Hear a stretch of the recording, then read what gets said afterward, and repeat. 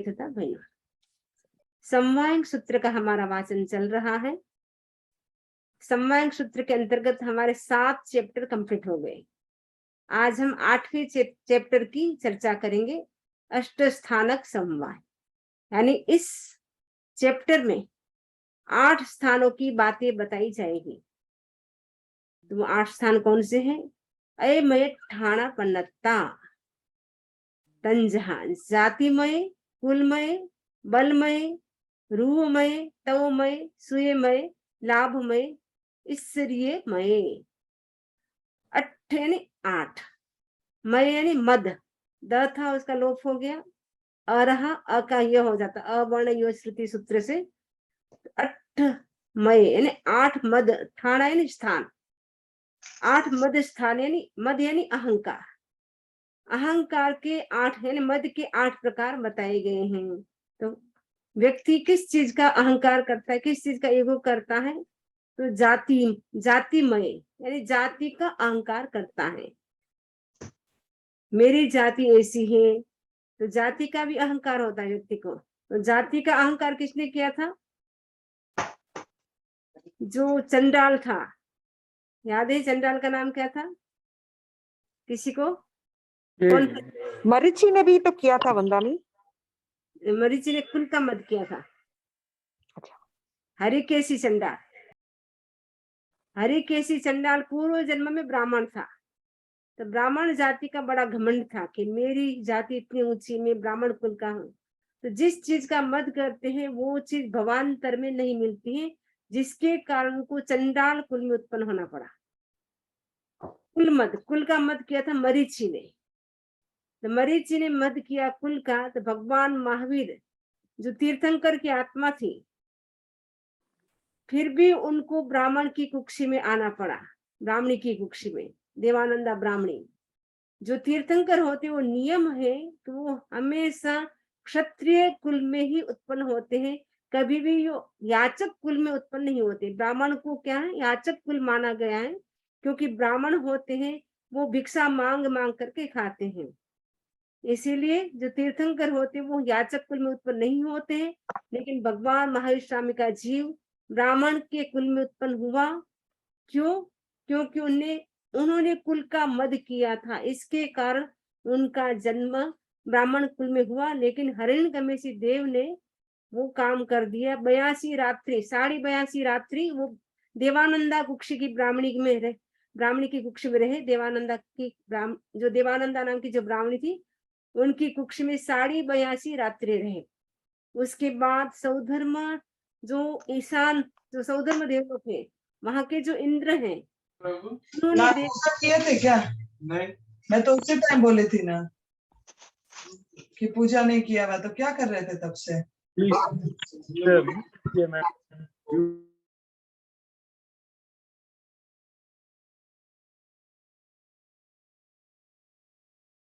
सौधर्म जो इंद्र था, उन्होंने हिरण्यकशिपु देव को आदेश दिया कि तीर्थंकर की आत्मा है, वो याचक कुल में आई है, इसीलिए तुम ऐसे करो, क्षत्रिय कुल में सर्वश्रेष्ठ जो माता है उनकी कुक्षी में रखो। तो देखा सर्वश्रेष्ठ माता त्रिशला लगी। तो त्रिशला की कुक्षी में जो भगवान महावीर स्वामी का जो जीव था उनकी कुक्षी में स्थापित किया। और जो त्रिशला की कुक्षी में जो जीव पल रहा था उसको देवानंदा की कुक्षी में स्थापित किया। कहने का मतलब है कि कुल का मद किया, परिणाम स्वरूप उनको भी याचक कुल में उत्पन्न होना पड़ा। बलमय, बल का मद किया, बल का मद किया था श्रेणिक राजा ने। रूपमय, रूप का मद किया था चक्रवर्ती शरद कुमार ने, जिसके कारण उनके शरीर में एक साथ 16 रोग उत्पन्न हो गए। तवमय, तप का मद, कुरगणुक जो साधु था, पूर्व जन्म में तप का मद किया था, परिणाम स्वरूप वो कुरगणुक जब बना साधु था, लेकिन वो संवत्सरी के दिन भी उपवास नहीं कर सकते थे, ऐसी उनकी स्थिति थी।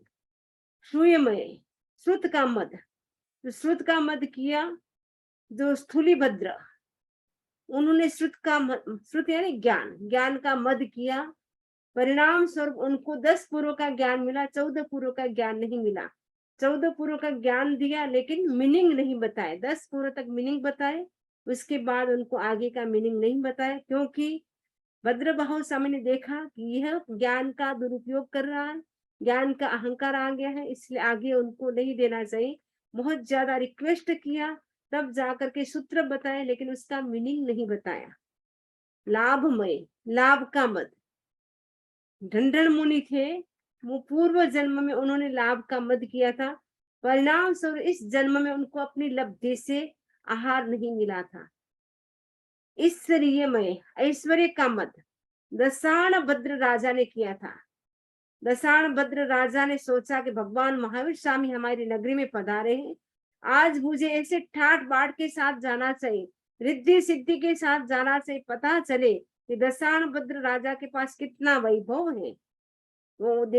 वो भावना से वो भगवान महावीर स्वामी के दर्शन करने के लिए जा रहे हैं।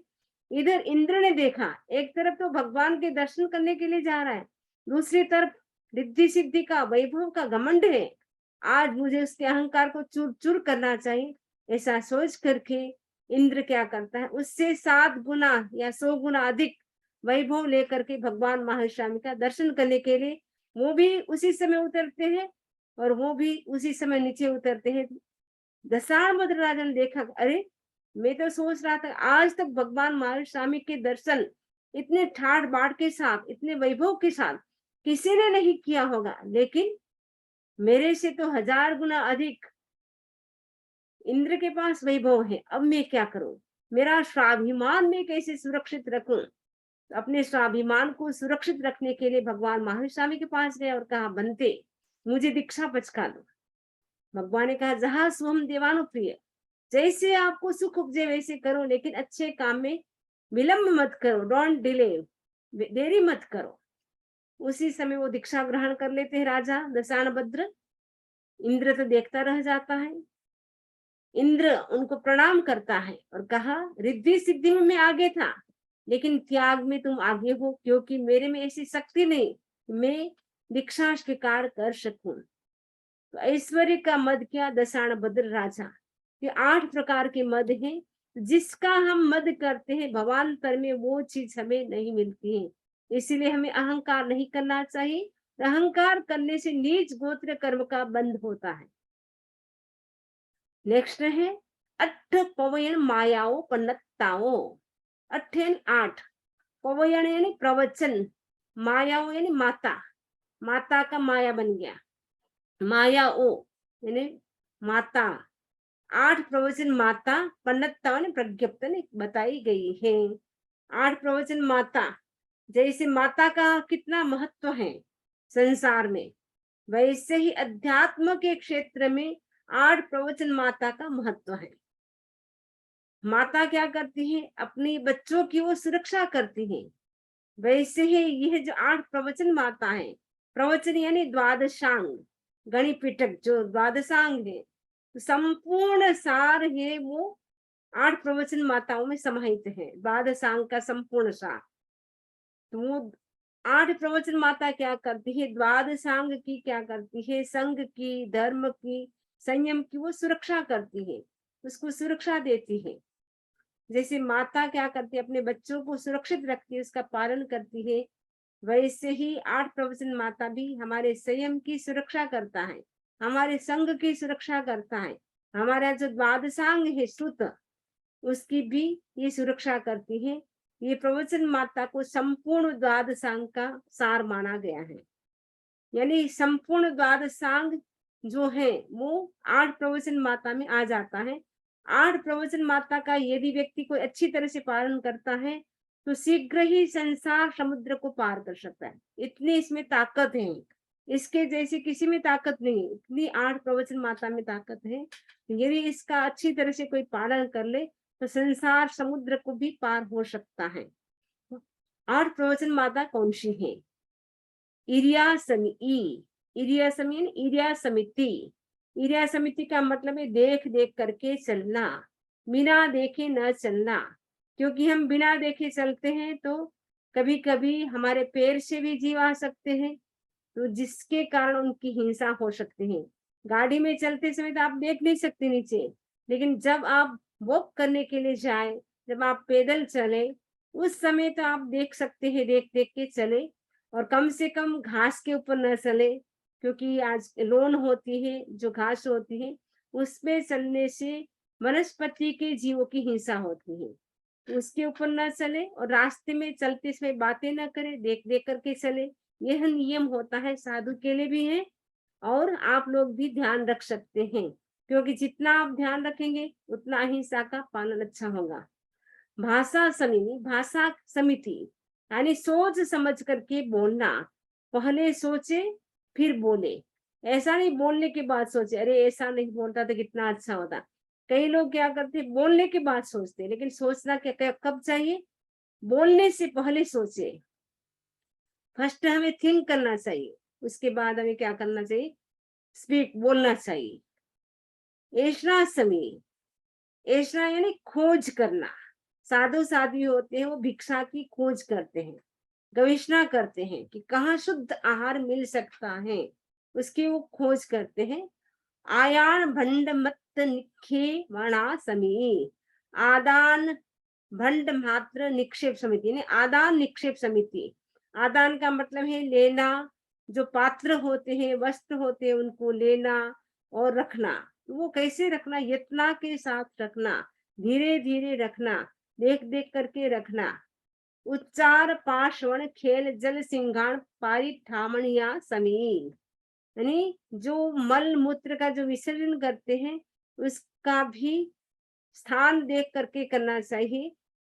और आजकल चलो वो स्थान, आजकल बाहर नहीं जाते हैं, अंदर जाते हैं टॉयलेट में, तो विधान किया है कि जितनी बार आप टॉयलेट में जाकर के आए, एक लोगस का ध्यान करना, क्योंकि एक लोगस का ध्यान करने से जो भी हमारे निमित्त से हिंसा हुई है टॉयलेट में जाने से, तो उसका प्रायश्चित हो जाता है।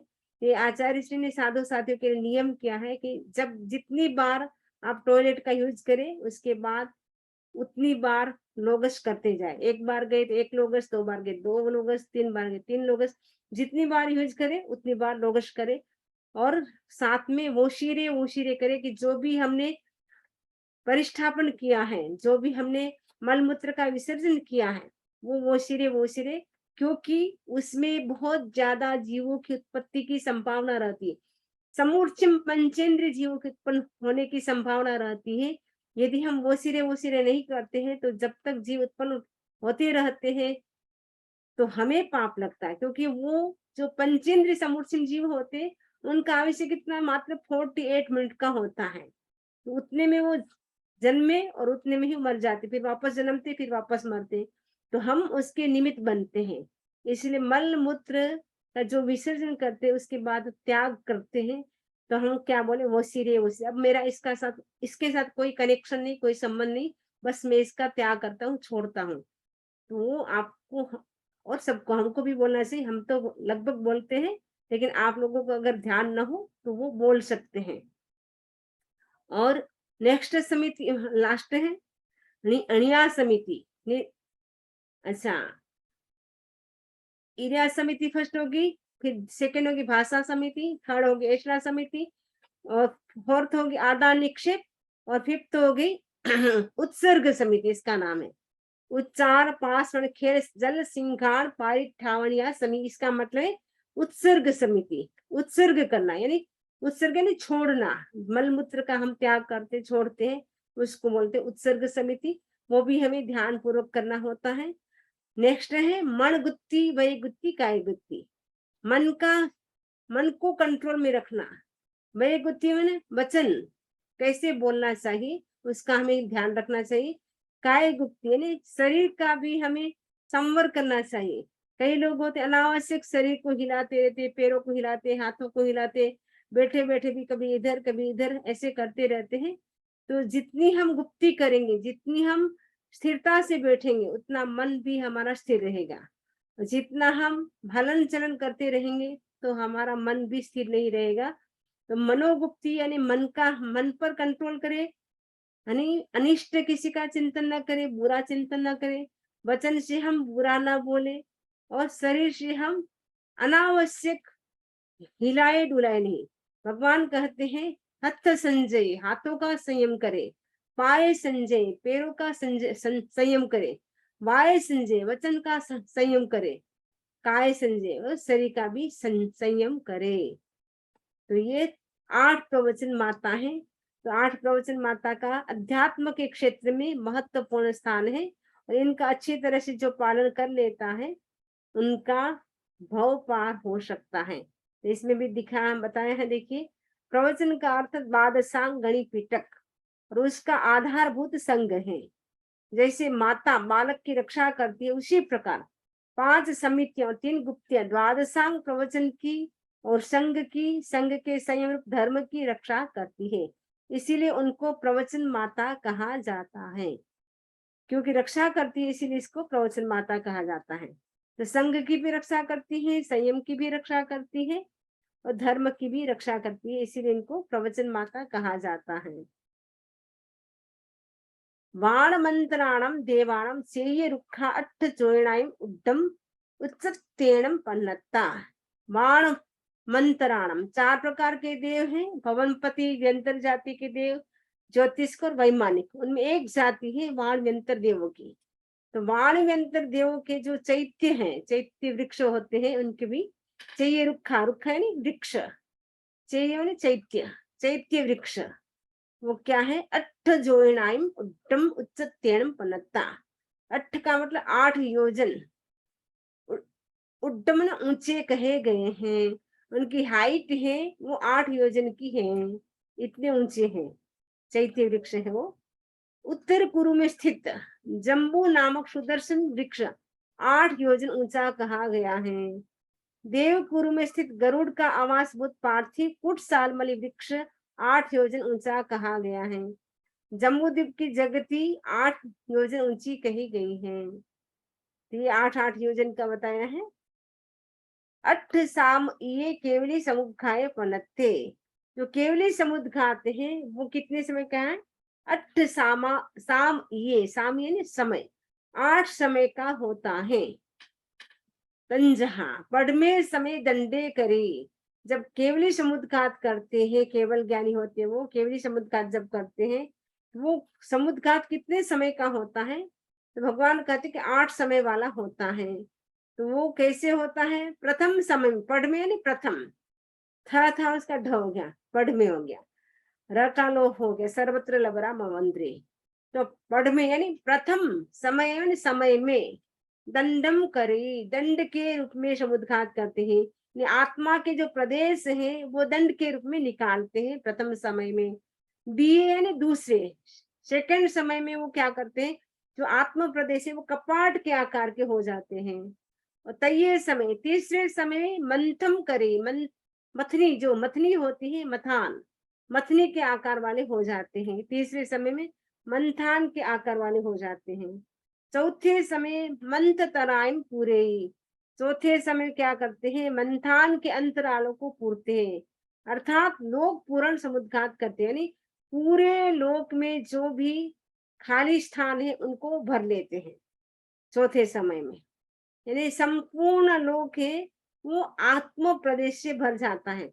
लोक भी है वो भी असंख्य प्रदेशात्मक है, और आत्मा के प्रदेश भी कितने, असंख्य प्रदेश है, इसलिए असंख्य प्रदेश है होने से पूरा लोक भी भर जाता है।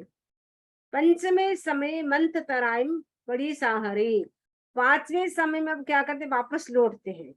तो 5वें समय में जो मथान के अंतराल जो भरे थे उसका वो संकोच करते हैं, और छठे समय में मंथान का समुद्घात प्रतिसंग, मंथान जिसे बनाया था उसको वापस लौट लेते हैं, मतलब वापस खींच लेते हैं। और 7वें समय में कपाट समुद्घात का प्रतिसंहार करते हैं, यानी कपाट के आकार का जो आत्म प्रदेश फैलाया था उसका भी वो वापस ले लेते हैं। और 8वें समय में दंड समुद्घात का भी प्रतिसंहार करते हैं, यानी दंड समुद्घात जो बनाया था फर्स्ट वाला, उसका भी वो वापस खींच लेते हैं। उसके बाद जो आत्म प्रदेश है वो शरीर में समाहित हो जाते हैं, यानी शरीर के साथ कनेक्शन तो रहता है, बाहर जो फैल गए थे वो वापस शरीर में आ जाते हैं। पासस्सनम अरहो पुरुषादान्यस्य अट्टगणहरा होता। पासस्य यानी पार्श्वनाथ भगवान, अरहोन अरहत, पार्श्वनाथ अरहत है वो, उनके लिए उपमा दी जाती है, विशेषण दिया जाता है पुरुषादान्य, माने पुरुषों में उत्तम। ऐसे पार्श्वनाथ जो अरहत थे, उनके गण कितने थे? 8 गणा, 8 गण थे। गणहरा, गणहरा यानी गणधर, गणधर कितने थे? 8 होत्था, 8 गणधर थे। होत्था माने थे, 8 माने 8, गणहरा यानी गणधर। उनके भी भगवान महार के तो 11 गणधर, 11 गणधर थे, 11, लेकिन इनके तो 8 गणधर थे, 8 गणधर थे।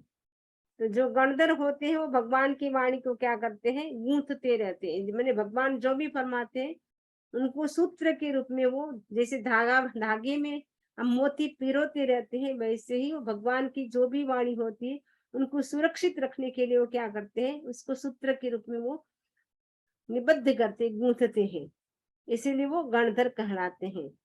और तीर्थंकर के बाद गणधर ही होते हैं सेकंड नंबर पे। उसके बाद आचार्य, उपाध्याय सब बाद में होते हैं, लेकिन गणधर का नंबर सेकंड होता है। गणधर मतलब वो पूरा सूत्रों की रक्षा करते हैं। भगवान की जो भी वाणी होती है, एक भी शब्द वो फालतू नहीं जाने देते। हर शब्द भगवान का जो होता है उसको सूत्र के रूप में वो गूंथते रहते हैं। तो गणधर जो 8 हैं, इनके नाम बता रहे, ये कौन कौन से 8 गणधर थे? शुभे, शुभे यानी शुभ, शुभ घोषे, शुभ घोष। वसिष्ठे, वसिष्ठ क्या ना, वशिष्ठ। बम्बयारी, बम यानी ब्रह्मचारी। सोमे यानी सोम नाम का गणधर। और श्रीधरे, श्रीधर यानी श्रीधर। वीरभद्रे और वीरभद्र। और जैसे मैंने यश, ये 8 गणधर के नाम हैं। अट्ठ नखत्ता चंदेनम सद्धिम पमद्दम जोगम जोयंती तंजहा।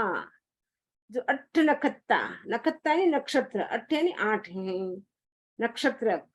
क्ष था, क्ष, तो क्ष को ख हो गया, क्ष ख क्वचित छछऊ, तो नखत्ता बन गया।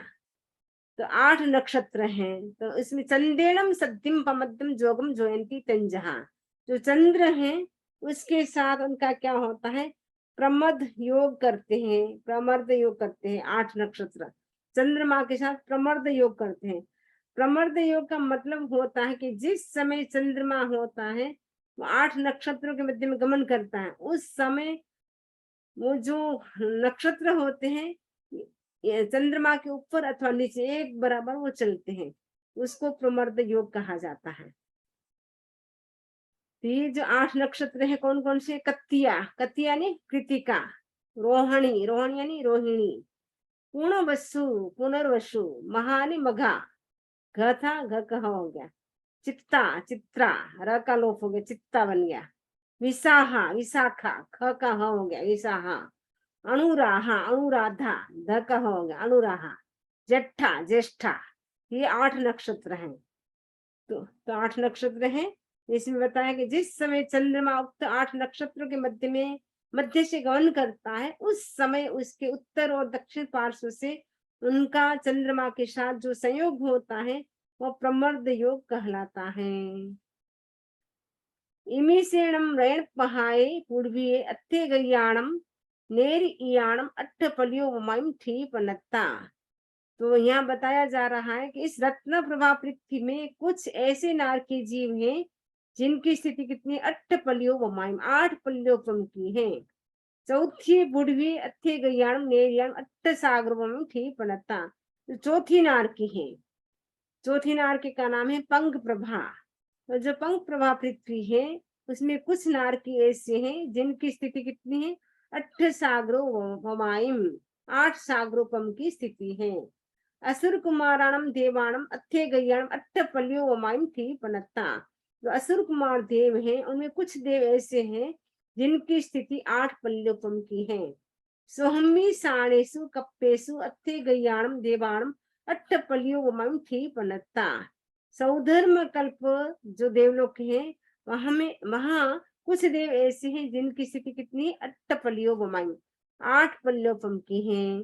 बम्बलोए कप्पे अत्थे गयाणम देवाणम अट्ठ सागरो वमाइम ठी पन्नत्ता। जो बम्बलोए, बम्ब यानी ब्रह्मलोक, तो ब्रह्मलोक कौन सा है? 5वां है। तो बम्बलोए कप्पे ने ब्रह्मलोक कल्प में, अथे गैयाणों ने कुछ देवों की स्थिति, अथे अथे गैयाणम दिवाणों ने कुछ देवों की स्थिति 8 सागरों में थी बनता, 8 सागरों की बताई गई हैं। जे देवा, ये विमान के नाम बता रहे, अच्छिम, अच्छिम मालिम, वैरोयणम, पवंकरम, चंदाभम, सुराभम, सुपैठाभम, अगिचाभम, रिट्ठाभम, अरुणाभम, अणुत्तर वणिंसगम, विमानम देवत्तावन्ना तेसिमणम देवाणम उक्कोस्यनम 8 सागरों में ठीक बनता है। जो इन विमानों में, जो नाम बताए, इन विमानों में जो देव उत्पन्न होते हैं उनकी स्थिति 8 सागरों की होती है। तेणम देवा अठन्नम अद्दमासाणम आणमंतिवा पाणमंतिवा ओसंतिवा निसंतिवा तेसिनम देवाणो अट्ठहिम वास सहस्यम आहारठे समुपजयी। वे देव क्या करते हैं, 8 अर्धमासों से, 8 अर्धमास का मतलब है 4 महीना हो गया, 4 महीने से, यानी 4 मंथ से वो क्या करते हैं, श्वास लेते हैं, श्वास छोड़ते हैं, यानी इनहेल, एक्सहेल, एक बार किया इनहेल और एक्सहेल किया, वो उसमें कितना टाइम लगता है उनको, 4 मंथ लग जाता है। 4 महीने में ओनली वो 1 ब्रेथ करते, एक श्वास लेते हैं, इतना उनका लॉन्ग ब्रेथ होता है। और वो देव जो होते हैं वो कब खाते हैं, कितने समय के बाद उनको खाने की इच्छा होती है, तो कहा गया जिनकी स्थिति 8 सागरोपम की है उनको खाने की स्थिति भी 8000 वर्षों के बाद होती है। संते गैया भव सिद्धिया जीवा जे अट्ठहिं भवगहणिं सिज्जी संति बुज्जी संति मुच्ची संति परिनिव्वाइस संति समुदखान मंतम करिस संति। तो जो कुछ जीव हैं, बहुसिद्धिक जीव हैं, वो 8 भव ग्रहण करने के बाद, यानी 8 जन्मों के बाद वो क्या होंगे, सिद्धि संते सिद्ध होंगे, बुद्धि संते बुद्ध होंगे, मुच्ची संते मुक्त होंगे 8 कर्मों से, परिनिर्वाणसी निवास संति यानी परिनिर्वाण को प्राप्त करेंगे, शव दुखान मंतम करिष्यन्ति और सब दुखों का अंत करेंगे। इस प्रकार हमारा ये 8वां चैप्टर भी कंप्लीट हो गया। अष्ट स्थानक समवाय समाप्त। अब इससे संबंधित किसी को कोई प्रश्न हो तो वो पूछ सकते हैं। इससे पहले हम कुछ देर के लिए 5 मिनट के लिए ध्यान करेंगे, उसके बाद किसी का भी कोई प्रश्न हो तो पूछ सकते हैं। आंखें बंद, श्वास मन, पूरी बॉडी को रिलैक्स करें।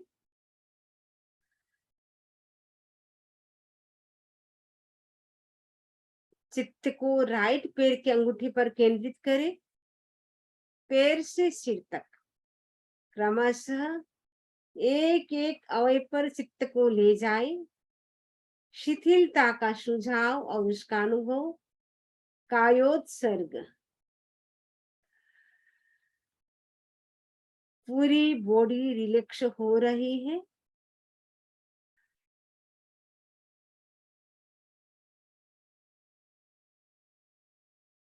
श्वास भरे, नमो अरहंताणं, श्वास भरे,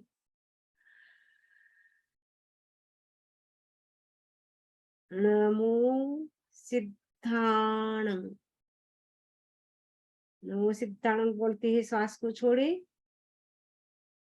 वापस नमो अरहंताणं करते हुए श्वास को भरे, नमो सिद्धाणं बोलते हुए श्वास को छोड़े,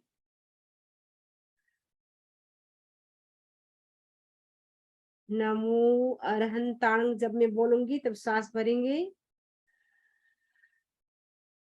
नमो सिद्धाणं जब मैं बोलूं तब श्वास को छोड़े, नमो अरहंतां,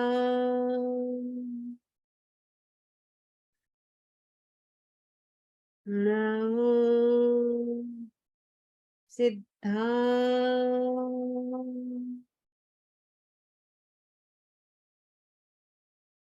नमो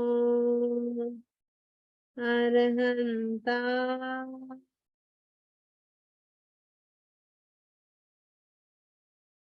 नमो सिद्धां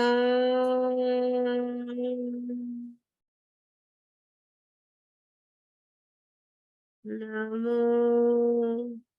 अरहन्तां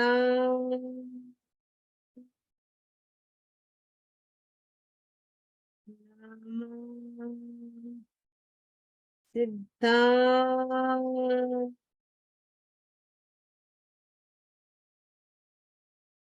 नमो आयर्या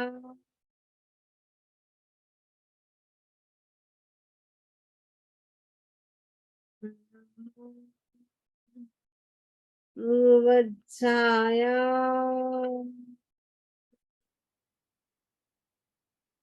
नमो लोए सब्बशाहो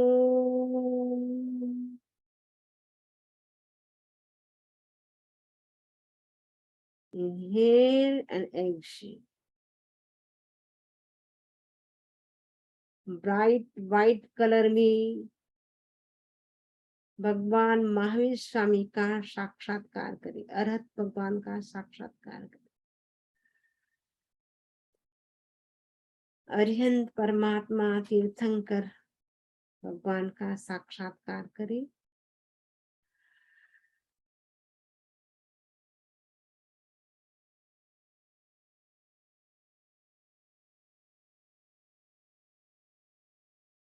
अपने शुद्ध स्वरूप का अनुभव करें। मैं शुद्ध आत्मा हूँ, मैं बुद्ध आत्मा हूँ, मैं अविनाशी चैतन्यमय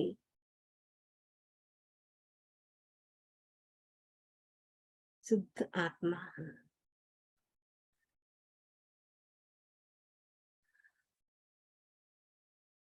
अपने शुद्ध स्वरूप का अनुभव करें। इनहेल एंड एक्सहेल, प्रत्येक श्वास के साथ अनुभव करें। मैं शुद्ध आत्मा हूँ, मैं बुद्ध आत्मा हूँ, मैं चैतन्यमय आत्मा हूँ, मैं अविनाशी आत्मा हूँ, मैं ज्ञानमय आत्मा हूँ, मैं त्रैकाली ध्रुव आत्मा हूँ।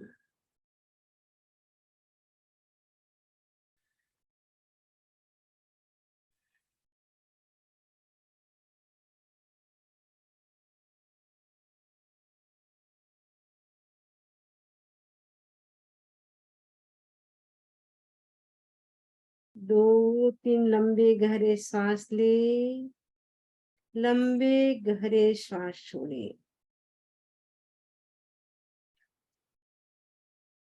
दो तीन लंबे गहरे श्वास ले, लंबे गहरे श्वास छोड़े।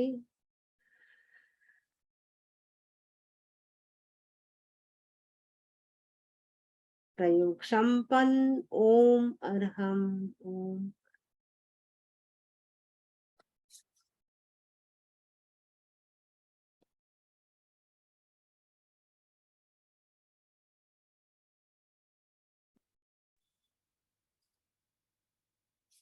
स्वामी, हाँ, इसमें 8 चीजें में मैंने वेट कर रहा था, 8 कर्म बताएंगे घर के, क्यों 8 कर्म